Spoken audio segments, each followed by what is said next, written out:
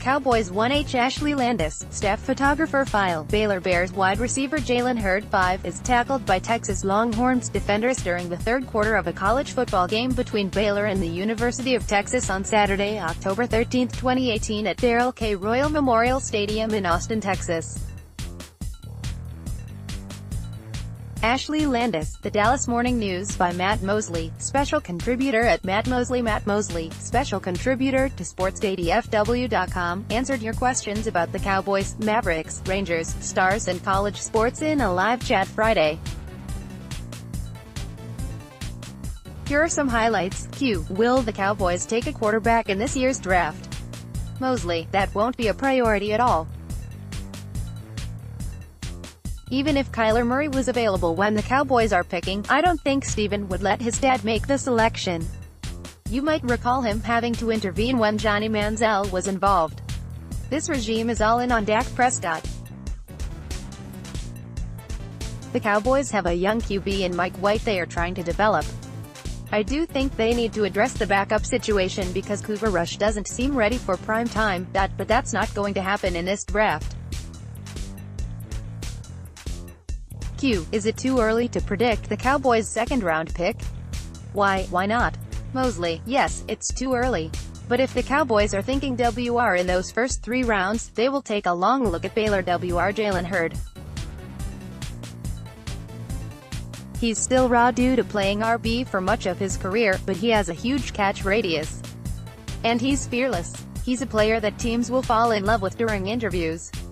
Toughness is off the charts. Brings that RB mentality to the wideout position. And has the ability to high-point the football. He'll be a riser leading up to the draft. 2. Do the Cowboys have enough talent on the roster to be an elite offense like they aspire to be?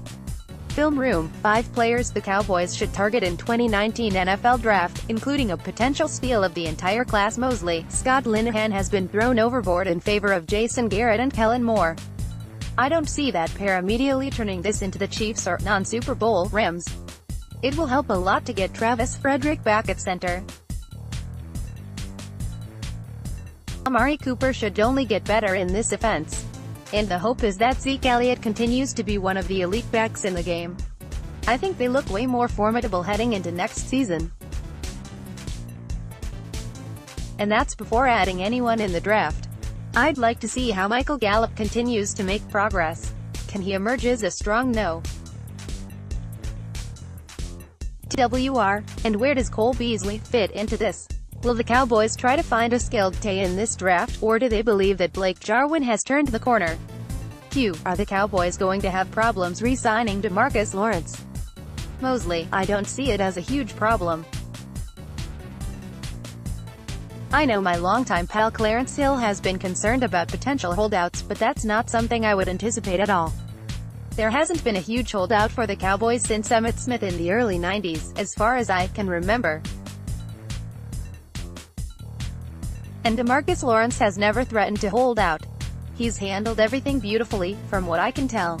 I think the Cowboys know he's a huge part of their defense and they'll get it done. Q. Have you watched the AAF lately? If so, what could the NFL adopt from the AAF in order to make the overall product better? Mosley, I just watched a little of the Memphis game because I have a pal on the coaching staff. I didn't see anything that jumped out at me. The officials are apparently less protective of the QB. That's good in some ways, but you don't want to swing the pendulum too far in the other direction. I would be fine with the NFL eliminating kickoffs to speed things up a bit. There's not much that happens on those plays.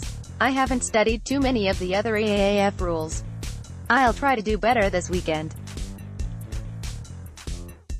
But I'm more interested in monitoring Tiger at Riviera. To be quite honest, click or tap here to view the entire chat.